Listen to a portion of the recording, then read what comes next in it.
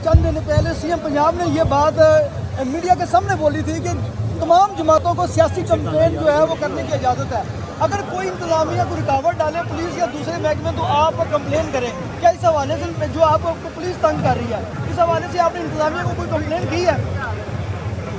जी बिल्कुल कंप्लेन की है और इलेक्शन कमीशन के रूल्स की मैं समझता हूँ कि शायद पूरे पंजाब में सबसे ज़्यादा वायलेशन जो है वो NA 114 में हो रही है। और मोटरवे पे गुजरे वहाँ पे बड़े बड़े होर्डिंग लगे हुए, हमारी फ्लैक्सें निकाली जा रही हैं और जिस जगह हमारा जलसा होता है वहाँ पे पुलिस भेज दी जाती है। और मैं समझता हूँ कि ये कोई फेयर प्ले ग्राउंड नहीं है और ये इस शख्स के अच्छा, इसके अलावा ये बताएं, अवाम का ये जो क्राउड आया ये एक इकट्ठ था, तो ये अवाम का जो मैसिव रिस्पॉन्स आपको मिला है इस हवाले से आपकी जो इलेक्शन कैंपेन है वो क्या जो इलेक्शन डे है उसके बारे में अवाम को बताएं, क्या असरात मुरतब हो गए?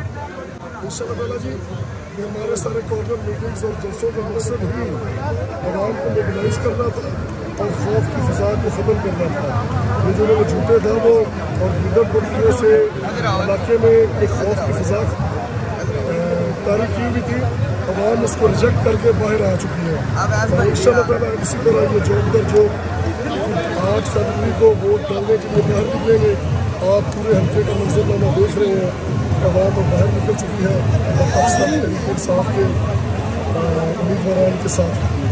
राना अब्बास साहब ने आपकी हमायत का ऐलान किया है, तो ये जो इलाकाई सियासत है उसके ऊपर ये आपको कितनी सपोर्ट, PTI को कितनी बड़ी सपोर्ट जो है आप समझते हैं इलेक्शन डे के हवाले से मिलेगी?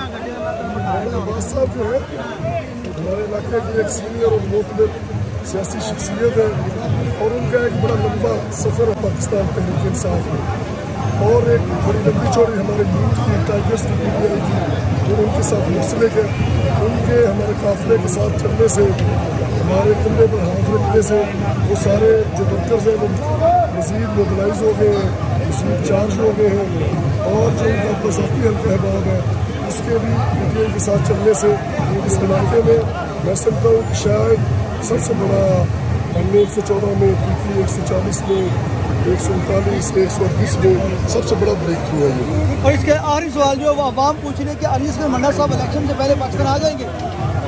अली असगर मंडा का उन्होंने ID कार्ड ब्लॉक किया हुआ है, वो तो बहुत अर्सा पहले से आना चाह रहे हैं और उनका उन्होंने अपने हाईकोर्ट में दायर की हुई है, तो ये सारा उनकी वापसी जो है वो तो आज आना चाह रहे हैं। उनकी वापसी जो है वो कोर्ट के डिसीजन के ऊपर जो है ना डिपेंड करती है। Thank you very much.